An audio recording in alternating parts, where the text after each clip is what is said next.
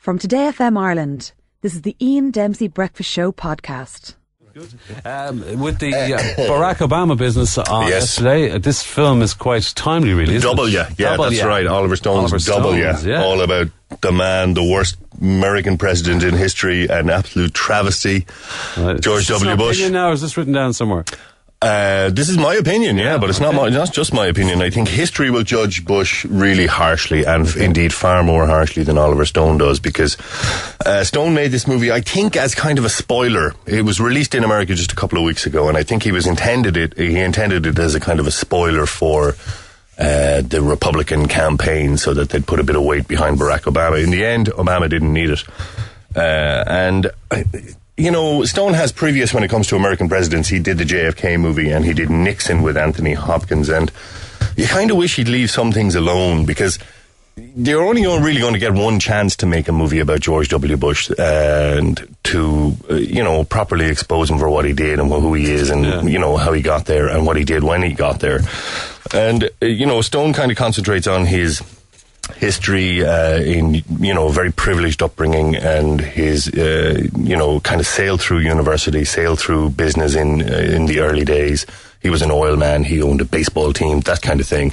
George W. What did he really? He did, yeah. And he doesn't really get to the meat of him in these kind of things, the kind of person that he was and what he was up to. Now, Stone hints at kind of alcoholism and the kind of lifestyle that he had in Texas at the time, but it doesn't really get to the meat of it. And then, of course, we come to him running for governor of Texas. Skim over that? Is that the kind of... Not that he skims over it, it's just that he doesn't nail it, if you know what I mean. Okay. We get to see a certain aspect of George W., but... played by Josh Brolin, well played by Josh Brolin, but it's more of an impersonation really than a performance. He has that kind of salt and pepper hair and the kind of smirk and this monkey kind of crouch that Bush does. But we go from there to the entry into politics and the governorship of Texas, and him helping his father George Sr. with his first and only, as it turned out, run for the presidency. And then we concentrate a little bit, we kind of skip over that. Bush has won the election. Then we're in the White House with his collection of his cabinet. Dick Cheney, played by Richard Dreyfuss. Condoleezza Rice, played by Tandy Newton. Colin Powell, played by Jeffrey Wright. Donald Rumsfeld is played by Scott Glenn. And Karl Rove by Toby Jones. But they treat these sequences, these were the most important people in the world for 8 years there. But he treats them like the cast of Friends or something like that, like a little sitcom. They're kind of rattling around in the Oval Office. We have maybe a demonstration of that, because Cheney here asking about terrorists in hiding, but George W. isn't happy with the conclusion. So all right. See if you see there's any similarities with Ross and Monica in this. My office sent to you spy satellite photos that showed that WMDs could be hidden in caves that you never responded to. We analyzed those photos, Mr. Vice President, and they are actually trenches, watering holes for cattle, not caves. That's not what my people told me. Vice, you grew up in Wyoming. You should damn well know cattle. I mean, there you go. You fool me once, shame on you. Now fool me twice, and I can't think of the word. You can't get fooled again. You can't get fooled again. Well, they did get fooled again, the Americans, because, of course, he ran for a second term. Stone kind of concentrates on that search for weapons of mass destruction in Iraq, which was the precursor to the war and all the shambles that happened subsequently. Mesopotamia, as Jon Stewart puts it. But... he does that at the cost of an awful lot of other scandals that Bush was involved in over the 8 years of his presidency, and we don't get anything about them. We really don't. There was a massive interest in the U.S. presidential election. Huge. So obviously there's an interest. Do you think that this is worth going along to see? Well, I think it's worth going to see, certainly, because Oliver Stone is a very talented filmmaker. Yeah. You're going to see gaps in the movie, and that's unfortunate, but I suppose the thing has to be around about 2 hours long. But you can say that because you know the story so well. But maybe there are other stories, other films that have been made where there have been gaps. Well, I don't know. You see, that's the thing. I don't know if they're going to get another chance to have a pop at Bush again in this kind of style, in this kind of a biopic. No, they've never. No, well, they kind of made a movie based on a book by a guy called Joel Lieberman, the John Travolta one called Primary Colours, which I suppose was a Clinton movie in all but name. But to really nail this guy to the mast, and they should have been able to do it by now, Bush, and they didn't. And Stone misses, and it's a shame because missed opportunity. Yeah, it is a bit of a missed opportunity, but I don't know. It's entertaining anyway, because he's a clown. The other one has is this the one with Colin Farrell? Yeah, Colin Farrell. Pride and Glory. Go on, Colin. Pride and Glory. This one sat in the shelf for a while, Ian, until it's been released now, and it's hard to see why they kind of stalled it, but in one way, and then in the other way it's kind of fairly obvious, because it's not a great movie, and it's a very familiar kind of film about the Irish American cops in New York, stories of brotherhood, and they're all joined together to try to uphold the law. Noah Emmerich plays one of the brothers in this Irish American family. Francis, his brother, is played by an actor whose name I just completely forgotten. Edward Norton. Yeah, that's right. Yeah. Edward Norton plays the brother, and Colin Farrell plays the brother-in-law, and they're all in this Irish family led by John Voight, who plays kind of the chief of detectives. Something goes wrong. 4 cops are killed as an investigation. Edward Norton's character sees this as a way back into the force.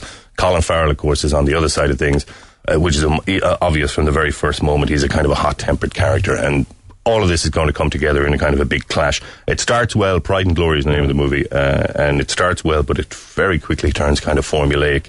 Yeah, I saw a clip on it. There was this old chat show that used to be on the telly, Jonathan Ross. Yeah, Ross, long forgotten. I saw Colin on with him, and but it was a great interview. And great interview, yeah. And it looked pretty good.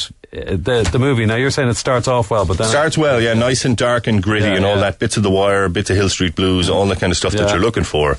But then it kind of gets very messy, and you think a lot of what the characters are asked to do, you have no idea why they're doing it. Yeah. It's always a problem in cinema when there's a gap of logic between what they're doing and why they're doing it. And I never caught up with it, and I didn't really like the way it ended, and I didn't like a lot of the performances. I thought it was a bit weepy and a bit melodramatic. So George Bush or Colin Farrell, I know which one I'd go for.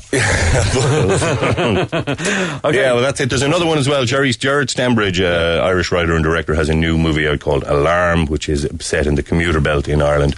A story of one young woman's disastrous purchase of a house in a housing estate, and then her subsequent descent into madness. It's rubbish. It's called Alarm, and it's in cinemas. It's selected cinemas. Oh, it's rubbish at the highest order. Rubbish at the highest order. It's called Alarm. I'm surprised at that now, because Jerry's good. Yes, I would agree. He made a great movie called Guilt Trip there in 1995. A great film. I couldn't sleep after that. That disturbed me. That movie. Well, maybe you'd see this. Maybe you see this in Alarm. I don't know. The tone is all wrong in the film. I was expecting a psychological thriller, and what you got really was a comedy, an unintentional comedy. But I liked Guilt Trip. And he made About Adam, of course, which kind of symbolises Ireland in 2000. It had that kind of, you're looking over my shoulder, aren't you? Are you ready? I thought we were going to feed the critic this morning. I thought we were going to feed the critic, not beat the critic. The way it works is we've got our team outside the window there, and they're representing the public listening at the moment, who are free to text in if they want to help out our team, and they're going to shout out the name of the movie. I'm going to give you a list of stars featured in a particular film, and whoever can guess it first. Okay. It's Beat the Critic. Yeah. You and me against the world, basically. Okay. We've got a list of stars featured in a particular film. Who's going to guess it first? Drina, D-R-E-N-A, De Niro. Drina De Niro. Drina De Niro. In a movie. Daughter of Robert De Niro. Okay. Yeah, okay. Drina De Niro. You out there? Yeah. Yeah, it's radio. You have to speak. Don't point it on your head. Okay, we've got one. Drina De Niro. Never heard of her. God help us. Woody Harrelson. Okay. William H. Macy. The Cooler, is it? No? No. Great film, though. Great film, though, yeah. Was Woody Harrelson in that? No, maybe not. Woody Harrelson, William H. Macy, Dennis Leary. Dennis Leary. I hate Dennis Leary. Jay Leno. It's getting stupid now. James Belushi. Okay, right. What? Drina De Niro, Woody Harrelson, William H. Macy, Dennis Leary, Jay Leno, James Belushi. Robert De Niro. Robert De Niro and Woody Harrelson in a movie together.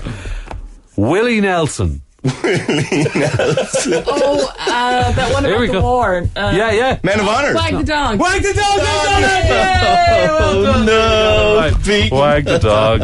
Yes, with Willie and Dustin Hoffman, of course. That's a fine movie, Wag the Dog. Brilliant, Yeah, and brilliant. much better than W, actually, when it comes to it, in terms of a political satire. So take it out and on Wag the DVD Dog and watch rather it at than home. W. That's brilliant, absolutely. Okay, thanks very much. So Thanks, I think it's 3-2 now, is it? 3-2 I'm not to you. keeping score. I'm not keeping score. From Today FM Ireland, this is the Ian Dempsey Breakfast Show podcast.